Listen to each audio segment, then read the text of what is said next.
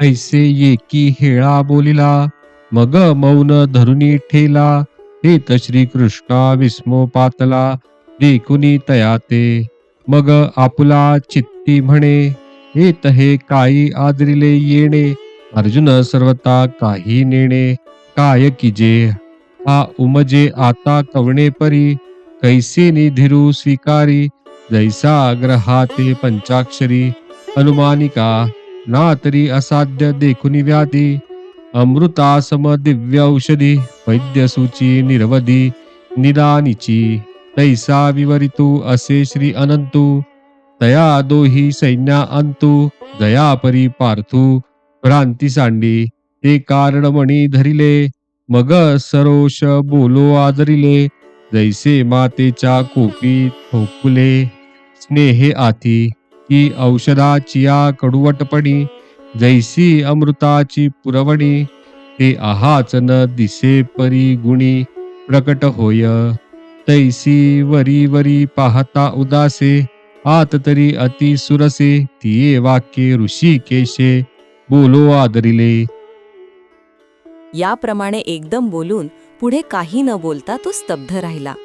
अशा स्थितीत त्याला पाहून भगवंतास मोठे आश्चर्य वाटले.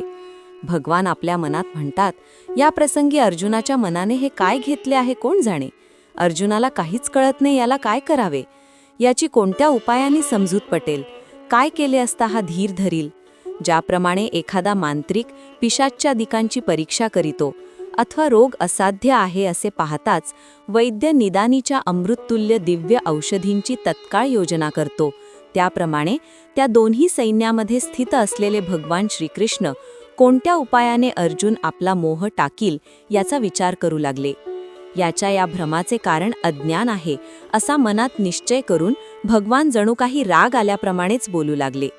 ज्याप्रमाणे आईच्या रागात प्रेम ओतप्रोत भरलेले असते किंवा औषधाच्या कडुवटपणातच जशी अमृताची व्याप्ती असते पण ती प्रत्यक्ष दिसत नाही तर ती गुणावरून प्रगट होते, त्याप्रमाणे वरवर ऐकण्यास कठोर परंतु परिणामी अत्यंत हितकर असे भाषण भगवान करू लागले. मग अर्जुना ते म्हणितले, आम्ही आजी हे नवल देखिले. जे तुवा एथ आदरिले माझा रिची. तू जाणता तरी म्हणविसी, परी नेणिवे ते न सांडिसी. आणि शिकवू म्हणो तरी बोलिसी, बहुसाल नीती. जात्यंदा लागे पिसे, मग ते सैरा धावे जैसे. तुझे शहाणपण तैसे दिसतसे, तू आपण पे तरी नेणसी. परी या कौरवा ते शोचू पहासी. हा बहु विस्मय आम्हासी. पुढत पुढती तरी सांग पा अर्जुना. तुझ पासूनी स्थिती या त्रिभुवना. हे अनादि विश्वरचना, ते लटके काही एथ समर्थू एक आती. तया पासूनी भूते होती, तरी हे वायाची काय बोलती. जगा माझी हो का संप्रत ऐसे जाहले. जे हे जन्म मृत्यू तुवा सृजिले. आणि नाशू पावे नाशिले तुझे निकाई. तू भ्रमलेपणे अहंकृती, यांसी घातू न धरिसी चित्ती.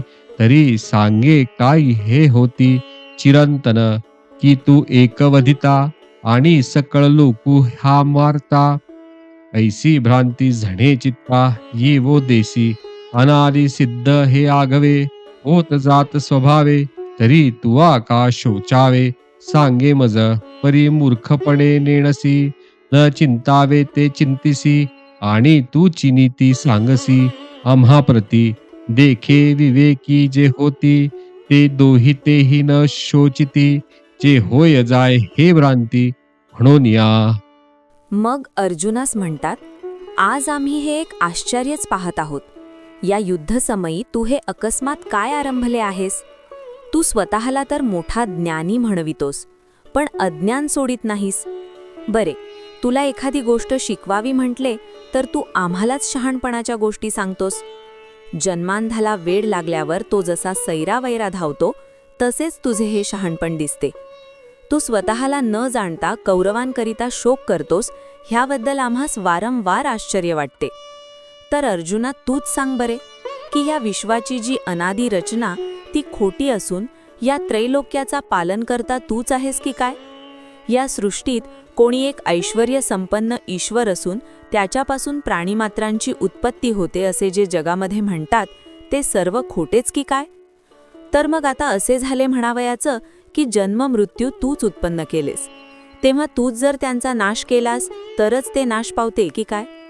जरी भ्रममूलक अहंकाराने ग्रस्त होऊन या कौरवांचा नाश करण्याचे तू मनात आणले नाहीस तरी हे चिरंजीव होतील का सांग बरे? किंवा तूच काय तो एक मारणारा आणि बाकीचे हे सर्व मरणारे असा भ्रम कदाचित तुझ्या चित्ताला होईल, पण तो होऊ देऊ नको हो. अरे हे सर्व अनादि सिद्ध आहे, ते स्वभावतःच उत्पन्न होऊन नाश पावणारे आहे. त्याबद्दल तू उगाच शोक का चरतोस मला सांग पाहू? परंतु मूर्खपणामुळे तुला हे समजत नाही व ज्या गोष्टी मनातही आणू नयेत त्या गोष्टींचा विनाकारण विचार करून उलट आम्हालाच शहाणपणाच्या गोष्टी सांगतोस. हे पहा, जे विचारवंत आहेत ते जन्म आणि मृत्यू हा भ्रम आहे असे म्हणून दोहोंविषयीही शोक करीत नाहीत. अर्जुना सांगेन ऐक, येथ आम्ही तुम्ही देख, आणि हे भूपती अशेक, आदी करुणी नित्यता ऐसेची असुनी, ना तरी निश्चित क्षया जाऊनी, हे भ्रांती वेगळी करुणी दोन्ही नाही. हे उपजे आणि नाशे, ते मायावशे दिसे, एरवी तत्वता वस्तू जे असे ते अविनाशची. जैसे पवने तोय हलविले, आणि तरंगाकार जाहले, तरी कवण के जन्मले, म्हणो ये तेथ. तेची वायूचे स्फुरण ठेले, आणि उदक सहज सपाट जाहले, तरी आता काय निमाले विचारी पा. ऐके शरीर तरी एक, परी वयसा भेद अनेक, हे प्रत्यक्षची देख प्रमाण तू. हेत कौमारत्व दिसे, मग तारुण्ये ते भ्रंशे, परी देहची हान नाशे, एकेका सवे. तैसा चैतन्याच्या ठाई, ये शरीरांतरे होती जाती पाही, ऐसे जाणे तया नाही व्यामोह दुःख. अर्जुना, आणखी सांगतो ऐक. तुम्ही आम्ही व हे सर्व राजे जे ह्या ठिकाणी जमले आहेत ते असेच राहतील किंवा लयाला जातील हा भ्रम सोडून दिला म्हणजे यापैकी एकही खरे नाही. का म्हणशील तर उत्पत्ती किंवा नाश जे दिसतात ते मायेच्या योगाने. एरवी खरोखर आत्मा अविनाशीच आहे. ज्याप्रमाणे वाऱ्याने पाणी हलविले आणि ते तरंगाकार बनले तरी त्यात कोण कोठे उत्पन्न झाले असे म्हणता येईल? बरे तेच वाऱ्याचे वाहने थांबले व पाणी स्वभावतःच स्थिर झाले, तेव्हा आता त्यात कशाचा नाश झाला याचा विचार कर पाहू. आणखी असे पहा की शरीर तर एकच असते, पण वयपरत्वे त्यात देखील भेददृष्टीस पडतात हे प्रत्यक्ष प्रमाण आहे. त्याच शरीरात बालपण दिसते, पुढे तेच बालपण तारुण्यात नाश पावते, परंतु त्या प्रत्येकाबरोबर शरीरच काही नाहीसे होत नाही.